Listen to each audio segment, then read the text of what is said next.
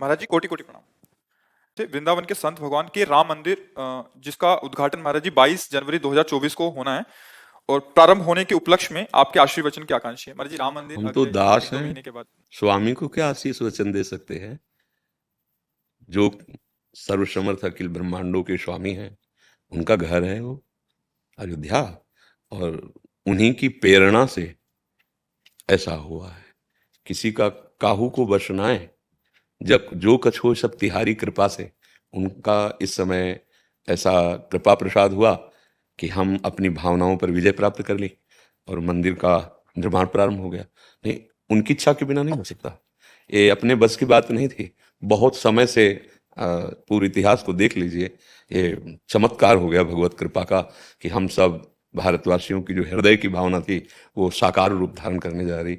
हम तो दास हैं, हमारा तो जीवन ही उनके लिए, राम कहो या श्याम कहो, है तो वही नाम है। आशीर्वाद तो उनका हम सब पर है, उन्हीं के आशीर्वाद से हमको ये सौभाग्य प्राप्त हुआ है। हाँ, हम सब अपनी मनोभावनाओं को शुद्ध करके अगर उनकी आज्ञा के अनुसार चलें तो वहां भी विराजमान होंगे और वो यहाँ भी विराजमान होंगे।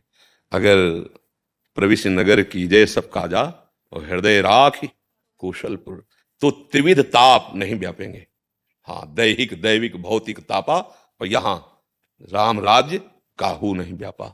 बाहर तो भगवान विराजमान होने जाए ही नहीं, प्रगट में उस नवीन महल पर हम सब उनकी आज्ञा का पालन करें, उनके दासत्व को स्वीकार करें। और यहाँ भी हृदय राखी कौशलपुर राजा। आज हम यहाँ चूक कर पा रहे हैं, हमारी बुद्धि शास्त्र आज्ञा भगवद आज्ञा के विरुद्ध मन को लेकर के विषयों में विचरण कर रही है।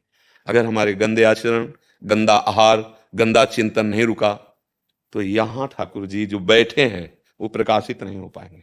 रामलला तो पहले भी विराजमान थे, अब नवीन महल पे विराजमान होंगे, नहीं होंगे ना वही जगह। तो यहाँ पहले भी विराजमान, सबके हृदय अछत विकारी, पर सकल जीव जगदीन दुखारी। साक्षात प्रभु विराजमान बिहारी जी राधा वल्लभ जी, पर यहाँ नहीं है प्रभु प्रकट। आचरण हमारे बिगड़ गए तो उनके सामने भी छाती जलती है और हम सुख का अनुभव नहीं कर पाते, और सामने सुख सिंधु विराजमान।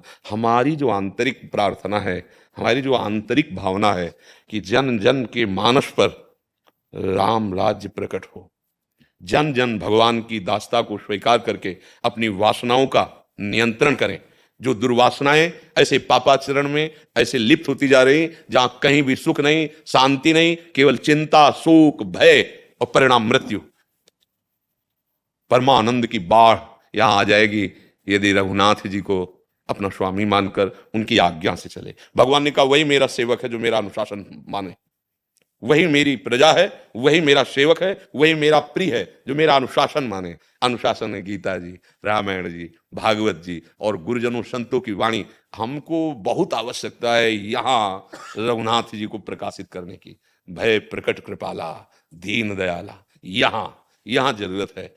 जो प्रगट में है वो तो भगवान की कृपा से हो ही गया है, उनके बल से हो ही गया है। अब हम लोग उनकी आज्ञा का पालन करें और उनको स्वामी मानकर इस जीवन को सार्थक कर ले के बल से। हाँ, भगवान मंगल भवन है और मंगल भवन में विराज रहे, और जो जो भी उनकी सेवा में लगे हैं उनका सबका परम मंगल करे। मंगल ही होगा। बस हमारी आंतरिक भावना है कि थोड़ा बहुत दूर भगवान को न समझें, थोड़ा नजदीक लाने। यहाँ भी बैठा लें और वहां भी बैठेंगे तो हम आनंद मगन हो जाएंगे। वहां बैठेंगे आनंद तो होगा ही, पर हम आज्ञा का उल्लंघन करेंगे तो हम आनंद का अनुभव नहीं कर पाएंगे। भगवान की आज्ञा जो शास्त्र आज्ञा है, तस्मात् शास्त्रम प्रमाणम ते काजा कार्यो व्यवस्थितो, इसमें हम सुखी हो जाएंगे। यही हमारी प्रार्थना है।